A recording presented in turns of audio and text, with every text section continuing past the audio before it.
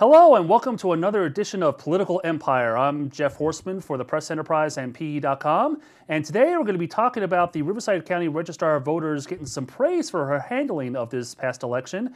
And speaking of elections, we're going to be talking about 2013 already. People are looking forward to the election in the city of Riverside. So first, Riverside County supervisors praised Registrar of Voters Carrie Virgil this week for her handling of the election. Now her office has come under some fire for what some are saying is kind of a slow count of votes from the November 6th election. But what is actually happening is the supervisors are saying, hey, it's not the registrar's fault. She's actually done the best job considering the limitations she's had. Instead, they're kind of focusing their blame on the decision in 2007 by California Secretary of State to decertify the electronic voting machines. They're saying that that is ultimately what is causing the lag in votes and why some close races still don't have, at least as of this taping, haven't been decided more than 10 days after the election. So that was this past election, and we're already going to be talking about, at least in Riverside, what's going to be on the 2013 ballot. And here joining us is Riverside City writer Alicia Robinson. So Alicia, I mean, we're talking about 2013 already. What's going to be on the ballot? Well, Riverside residents have not been able to catch a break from elections.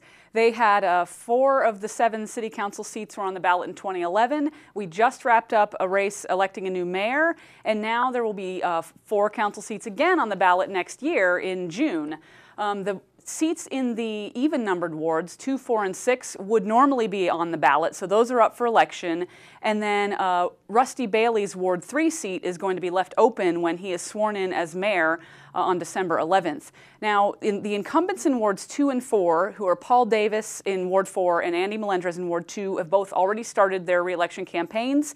And Nancy Hart, the councilwoman in Ward 6, is not running again, but she has tapped somebody who she would like to see replace her, and he has opened a campaign, and his name is Jim Perry. He serves on the Riverside Metropolitan Museum Board of Trustees.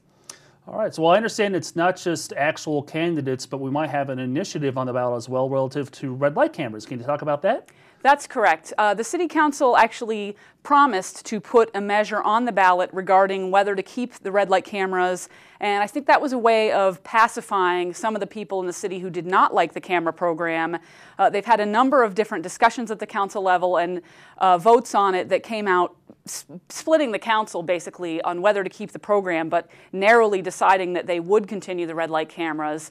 So as a way to reassure voters that, you know, their voice would be heard, the council promised to put a measure on the 2013 ballot that will be on along with those council seats. We don't know anything yet about what that ballot measure will look like because it has not been written. All right, well, Alicia, out of one election into another, I'm sure you're going to be on top of it. Thank you very much for joining us. And thank you once again for watching this edition of Political Empire. For the Press Enterprise and PE.com, I'm Jeff Horseman.